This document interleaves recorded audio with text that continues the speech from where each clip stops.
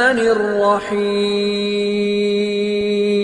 திருமணத்துக்கு முன்னரோ அல்லது பின்போ அந்நிய ஆண் பெண்ணுடன் தவறான கண்ணோட்டத்தில் பழகுவதுதான் தகாத உறவு ஆகும். அற்பமான சபலத்தின் காரணமாக அமைதியான வாழ்வில் புயல் வீசுகின்றது. தகாத உறவுகள் குடும்பத்திலும் சமூகத்திலும் சீர்குலைவையும் நிம்மதியற்ற நிலையையும் ஏற்படுத்துகின்றன. அதன் பொருட்டு கொலைகளும் தற்கொலைகளும் அன்றாட நிகழ்வாக ஆகிவிட்டன. அன்றாடம் செய்தித்தாள்களில் இதுபோன்ற செய்திகள் வராத நாளே இல்லை என்று நாம் சொல்லலாம். காட்சி ஊடகங்களோ இந்த செய்திகளை வைத்து பல்வேறு நிகழ்ச்சிகளை நடத்தி தன்னை தரம் தாழ்த்திக் கொள்கின்றது. எச்சரிக்கையாக இருக்க வேண்டும். ஏனென்றால் கொழுந்துவிட்டு எரியும் தீ விபத்தின் ஆரம்பம் ஒரு சிறு பொறியே ஆகும். தகாத உறவு. இந்த தகாத உறவு என்பது சமூகத்தை ஏற்படுத்தக்கூடிய சிக்கல்கள் பல. இந்த தகாத உறவிற்கு மூல ஊற்றாக இருப்பது பார்வை. இந்த பார்வையை நாம் பேணிக்கொண்டால் அந்த தகாத உறவுகளுக்கு நாம் செல்ல மாட்டோம். இந்த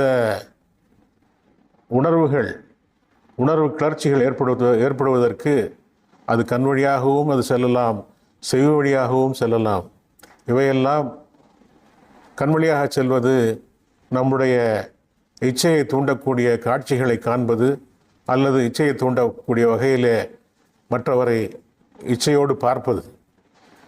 செவி வழியாக செல்லக்கூடியது இச்சையை தூண்டக்கூடிய பாடல்களையும் பாடல் வரிகளையும் அந்த இசையையும் கேட்பது. இதன் மூலமாக மனக்கிளர்ச்சி ஏற்பட்டு நாம் தகாத உறவிலே ஈடுபடுவதற்கு வழிவகை இருக்கின்றது.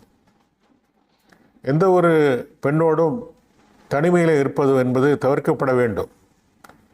ஒரு பெண்ணோடு ஒரு மனிதன், ஒரு ஆண் தனியாக இருக்கின்றான் என்று சொன்னால் அங்கே மூன்றாவதாக ஷைத்தான் இருக்கின்றான், சாத்தான் இருக்கின்றான் என்பதை புரிந்து கொள்ள வேண்டும்.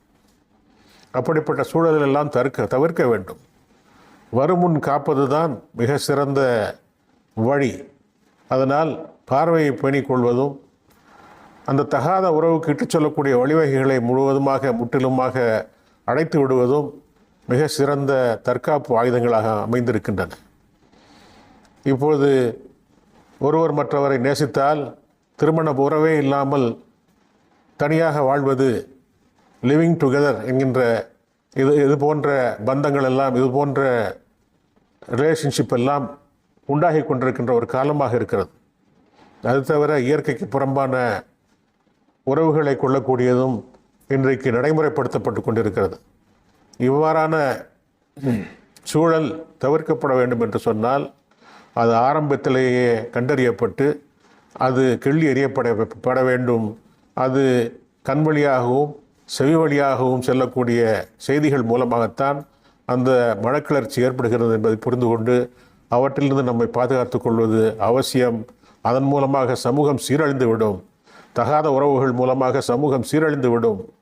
தகப்பன் தெரியாத, பெயர் தெரியாத பிள்ளைகள், அதன் காரணமாக ஏற்படக்கூடிய சிக்கல்கள், இவையெல்லாம் தவிர்க்கப்பட வேண்டும் என்று சொன்னால் இந்த தகாத உறவுகள் எல்லாம் முற்றிலுமாக ஒழிக்கப்பட வேண்டும் என்பதை நாம் புரிந்து கொள்ள வேண்டும். திருமணம் என்பது ஆணுக்கும் பெண்ணுக்கும் இடையே இருக்க வேண்டிய மிகச்சிறந்த தூய்மையான மற்றும் அனுமதிக்கப்பட்ட உறவு என்று இஸ்லாம் நமக்கு கற்பிக்கின்றது. தகாத உறவுகளுக்கோ, ஆண் நண்பர் பெண் நண்பர், திருமணத்திற்கு முந்தைய காதல் உறவுகளுக்கோ இஸ்லாத்தில் இடமில்லை. நல்ல ஒழுக்கமுள்ள மார்க்கப்பற்றுள்ள பெண்ணை, ஆணை திருமணம் செய்ய விரும்புவது குற்றமல்ல. மார்க்கம் அனுமதித்த முறையில் பெற்றோர்கள் இசைவுடன் திருமணம் என்ற ஆகுமான வழியில் இணையலாம்.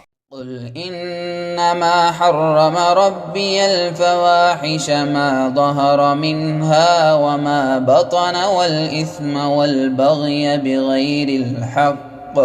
நபியே, இவர்களிடத்தில் நீர் கூறுவீராக, என்னுடைய இறைவன் தடை செய்திருப்பவை மானக்கேடானவற்றை செய்தல், அவை வெளிப்படையாக இருந்தாலும் சரி மறைவாக இருந்தாலும் சரி, பாவம் புரிதல், நேர்மைக்கு மாறாக வரம்பு மீறிய செயல்களில் ஈடுபடுதல்.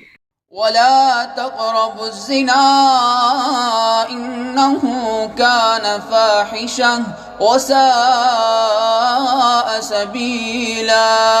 மேலும் விபச்சாரத்தின் அருகில் கூட நெருங்காதீர்கள். திண்ணமாக அது மானங்கெட்ட செயலாகவும் மிக தீய வழியாகவும் இருக்கிறது. ஒரு பெண் ஆணுடன் தனித்து இருக்கும்போது மூன்றாவதாக ஷைத்தான் இருக்கின்றான் என்று நபிகள் நாயகம் ஸல்லல்லாஹு அலைஹி வஸல்லம் அவர்கள் கூறியுள்ளார்கள். இறைவன் ஆகுமானதாக்கிய திருமணம் என்ற பந்தம் மூலம் நமது காம உணர்வுகளுக்கு வழி தேட வேண்டும். திருமணத்தை மீறிய உறவுகளை தேடுவது ஷைத்தானின் மாய வலையாகும். பேணுதலாக நடந்து இம்மை மறுமை வாழ்வில் வெற்றி பெற்ற மக்களாக திகழ்வோமாக.